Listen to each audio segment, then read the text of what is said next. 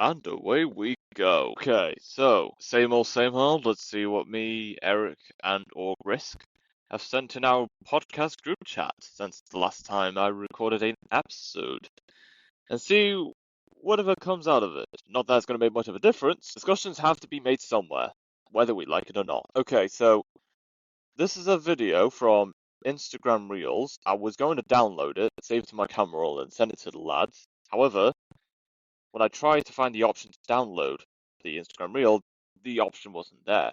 So I had to screen record the whole thing, which is quite a hassle. Nonetheless, got there in the end and got through, so the lads can just lock it in and think, why are we doing this? What's with these people? What are they thinking? So, this exact reel on Instagram in question is footage of a US highway somewhere in New Jersey, or at least the guy recording this from New Jersey. There's two texts within the video. The first text reads, "New Jersey man exposes government secrets," and then there's another text embedded within that video that reads, "Traffic ain't real. Va, it's all a scam," and I will play for you the audio from that exact reel. This is why traffic starts. There's nothing going on up front. You're just there. That's just it. Traffic operations. Wow. So they are doing it on purpose. Damn, man, these motherfuckers ran. So whilst there is talking, in terms of the visuals, there's like two vehicles that are affiliated with highway maintenance or operations, so whatever you call it. They're just standing there in the middle of an American highway. They're not moving. They're just holding up the entire traffic up. That's the video that man was making. There haven't been any serious accidents anywhere in the highways or motorways in the UK. There hasn't been any mishaps that could have alerted the drivers to slow down or stop and then just resumed. They're just two vehicles in the middle of a highway. They're just standing there on purpose, intentionally. So now begs the question, is that the case anywhere else in the United States? Or is it just a New Jersey thing? And especially since everyone in the United States, if not all, are having to rely on getting by from place to place, do the daily errands, by car. The only public transportation that exists is in major cities or urban areas. If you live in the suburbs, hundreds of miles away, you're going to need to get by car. And the expenses to having a car, like MOT, refueling petrol, diesel, gasoline, whatever your car runs on, and just other maintenance in regards to its exterior body, that can get pricey. It's maddening. And I wonder if someone who was at the very front of this traffic jam just went by the two vehicles, what happens then? Does that driver get a fine? Do they get arrested? I guess we'll never know, because not that there aren't Americans that will be bold enough to pull off such a move. If someone does pull off a move like that, that is not going to get much media coverage. Otherwise, by the time people find out about the reality of these traffic jams being intentionally made for the sake of holding up drivers driving on motorways or highways, then there are going to have to be questions being answered, and they don't have anything to answer. But what's even worse, actually, is that in a few years, there's going to be some people that are involved in this operation, they themselves, not just because they want to, but because it is part of a long-term vision or plan for whatever script or strategy or tactics that authorial organizations have. Say, yes, we have been holding up traffic for all these years. But what have you done? The reason why we're holding up the traffic is to create an illusion that driving cars are needed. People need to wake up early to get to where they want to be. Now, not to say that people should be on board or anything that they say will ever make sense. I mean, look at what happened with P. Diddy and the Epstein files. Yes, they're awful. They should have been called out sooner, even when they could have continued for many more years to keep all of this controversy under wraps. They know at some point they're going to have to let the cat out of the bag. Likewise with the highway operations or maintenance people in America.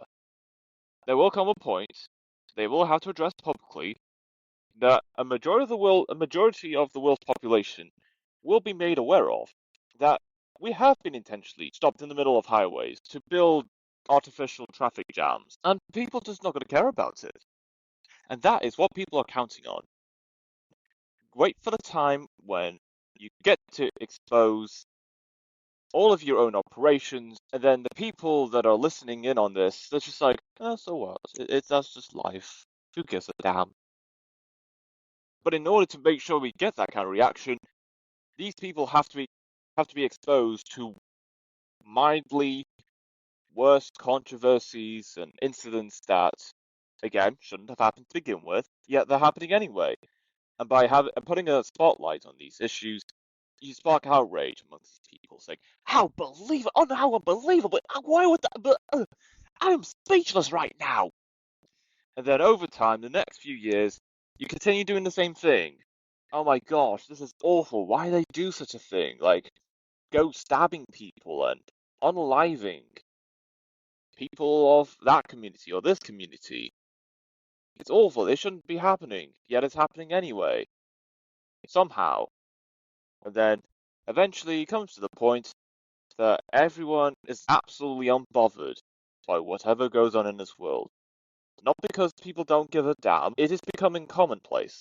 It's become normalized for these tragedies and awful events to take place. That's normal for people, they believe. It shouldn't be happening, yet it's happening anyway.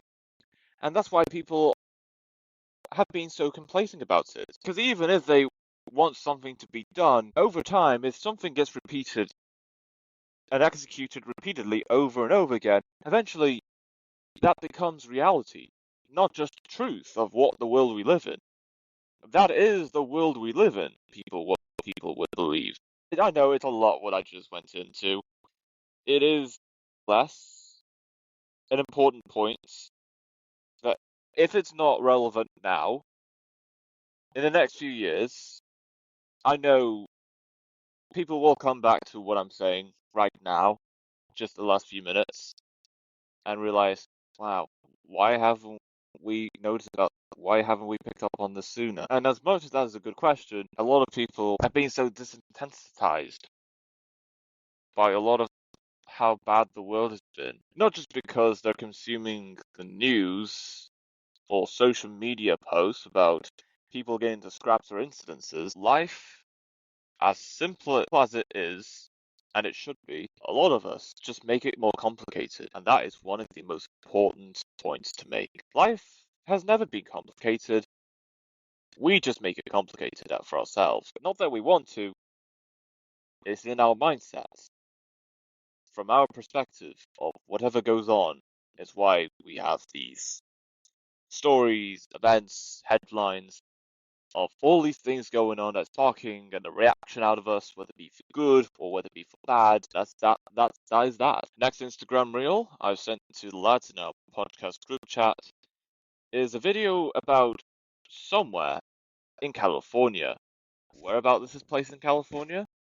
I'm about to play the audio for you right now. Fake at first, but there's a town in California where stores like McDonald's, Walmart, and Starbucks are all illegal. Carmel-By-The-Sea banned corporate chains and big box retailers in the 90s, making it one of the first cities in America to do so. There are no drive-thrus or strip malls, as it's all written directly into their municipal code. Every restaurant is independently owned, every shop is local, and a third of residents run their own businesses. Most of America has been hollowed out by corporate consolidation with the same 5 chains every block, but Carmel didn't want that. You're probably looking at this thinking it's pictures from somewhere in Europe, but Carmel has unique character, incredible walkability, and an unemployment rate at just 3%, proving this anti-corporate model works. The best way to mitigate the strip mall takeover is by supporting your local farmers, and that way we don't have to watch them swallow up every town in a... And that sounds like a great place in my opinion. Of course,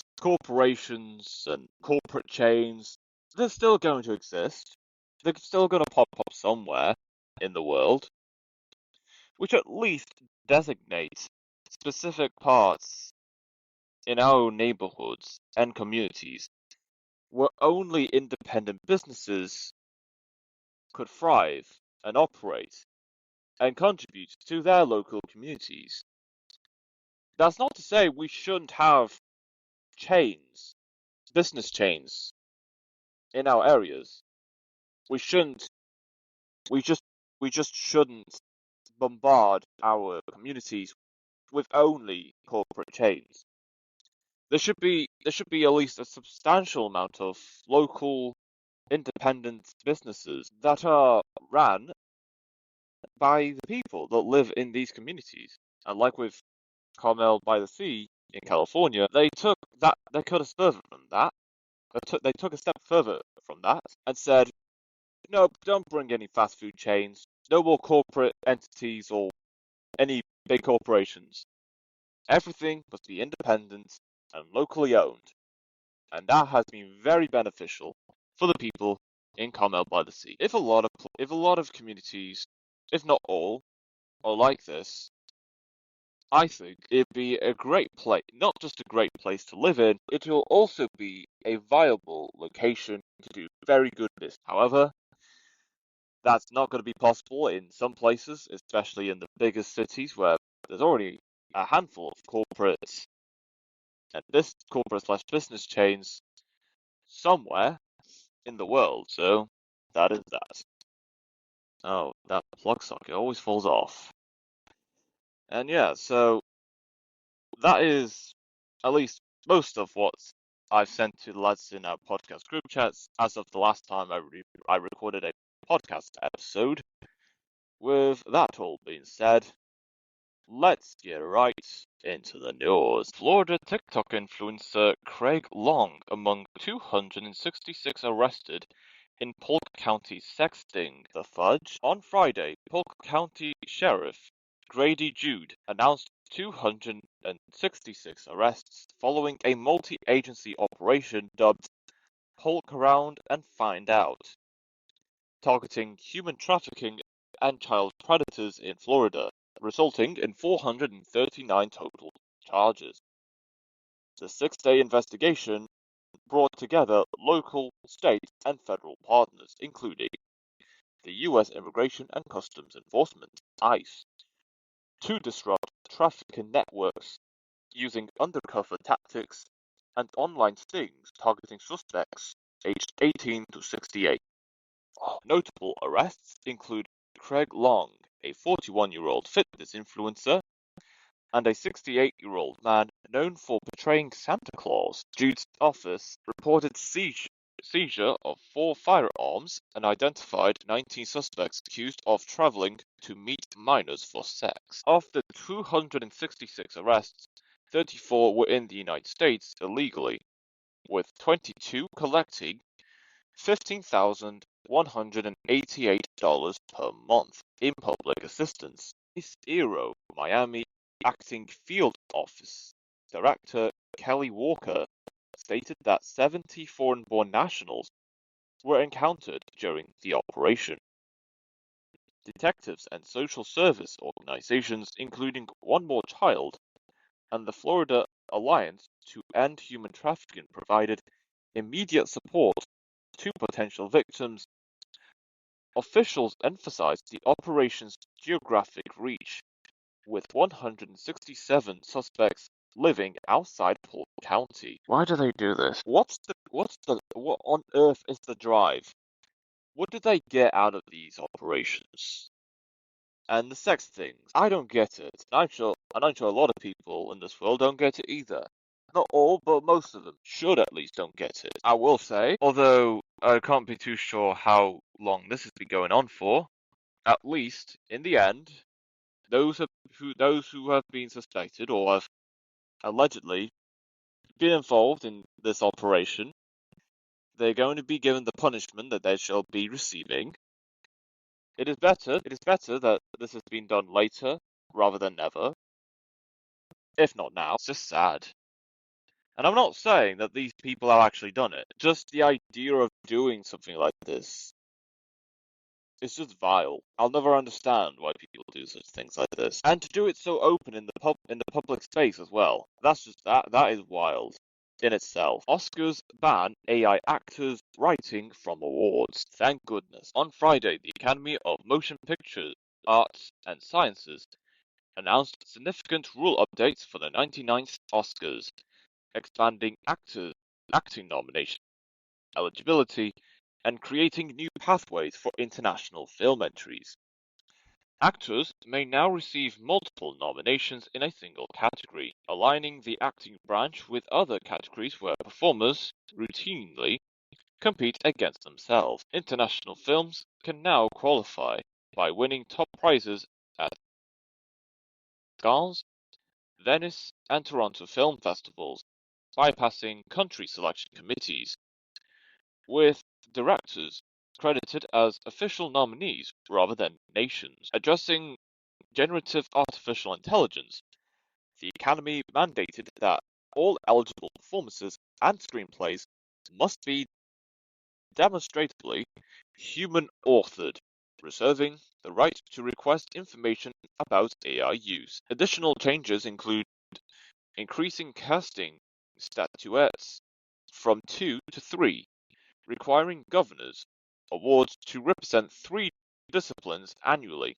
and mandating visual effects branch members view bake-off reels to vote. Now that's pretty good, especially with the AI, that it has to primarily be done by humans, not any computer or artificial intelligence. It's about time that someone or something actually put something in place to ensure that only humans are eligible to win these awards. And in regards to the international film selections, also a great move. Although it would have been nice if something like this in regards to international films was done sooner, nonetheless, at least it's done now, and in the next few Oscars to come, there's going to be more and more international films that will make into one of these categories of the Oscars. So it is great to see that other works outside of America, the United Kingdom, Canada, Australia,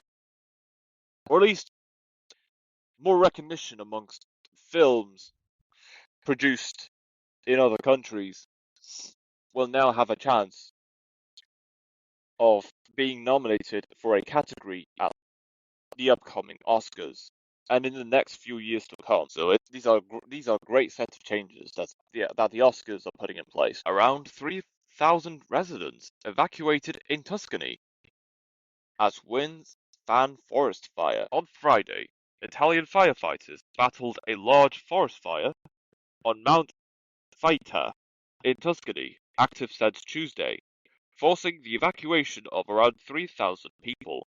The blaze has scorched over 800 hectares across the provinces of Lucca and Pisa, likely provoked by olive tree prunings that got out of hand.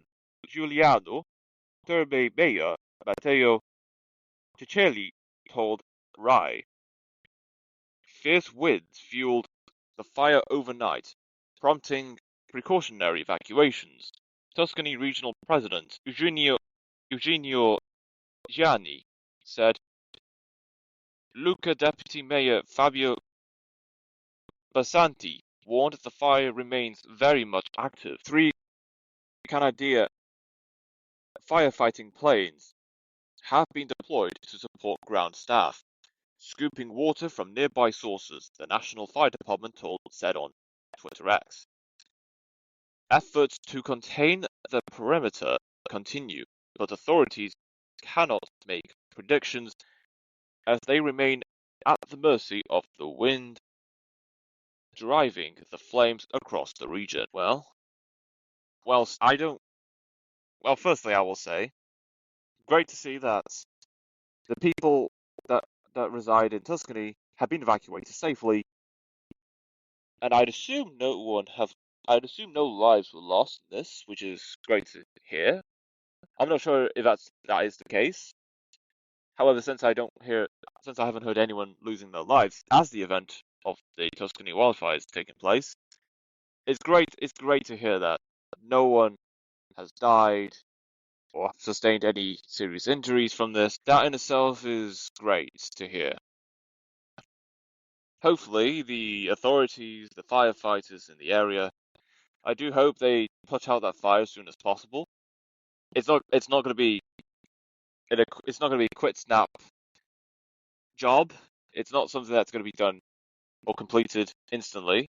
It's going to take a while. It will take a couple of days to put out the fire, and of course, a couple more days after that to ensure that the affected areas is safe enough for the residents within Tuscany to return to their homes if their homes are still standing. If not, then that's another issue that local authorities in Italy will have to figure out in terms of where to reside Tuscany residents if something happened to their homes.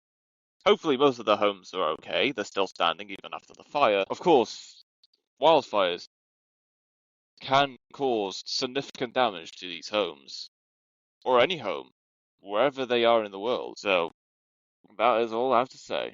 And hopefully, all is good with the Tuscany residents. Bantu infrastructure has been down for more than a day. On Thursday, Canonical reported that its web infrastructure is under a sustained DDoS attack, disrupting access to main Ubuntu websites and update services for users.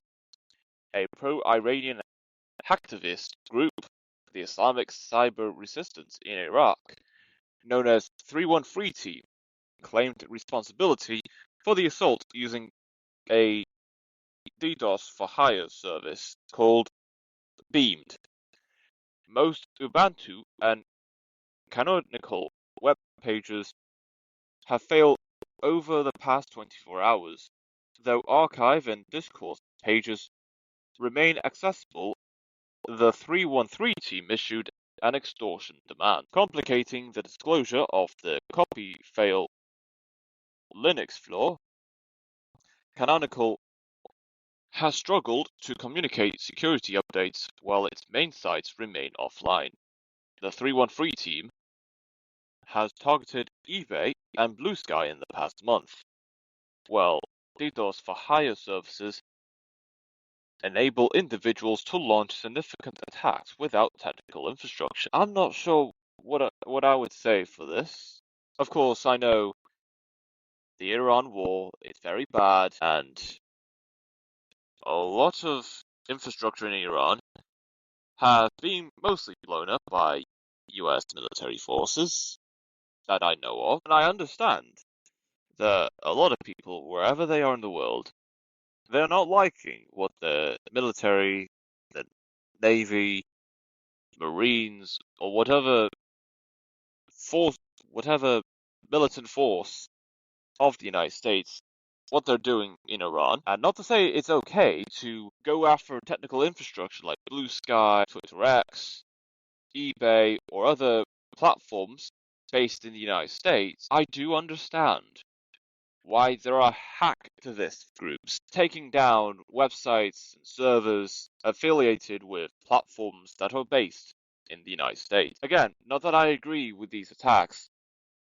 At the same time, I don't blame these hacktivists doing what they're doing to show their frustration with what the United States is doing, mainly with their military forces in Iran. That's my understanding. If there's anything else, then that is also likely. If not, then whatever's going on between the US and Israel against Iran, of course, these hacktivist groups and organizations, of course, these hack groups that are based somewhere in the Middle East will go after the United States, or at least the platforms that are based in the United States, not just as a threat or frustration or an express of frustration to the United States. It is also a demonstration of why wars like this were never good nor beneficial to anyone in the first place. Will they continue? Unfortunately, yes, they will continue. Nonetheless, if these battles, these negotiations, if they continue, so will these cyber attacks. Hopefully, there is successful negotiation between Iran and the United States / Israel, and anyone living in these countries, they should continue. They can continue to live their lives in peace. Mostly in peace. And that is it for the episode.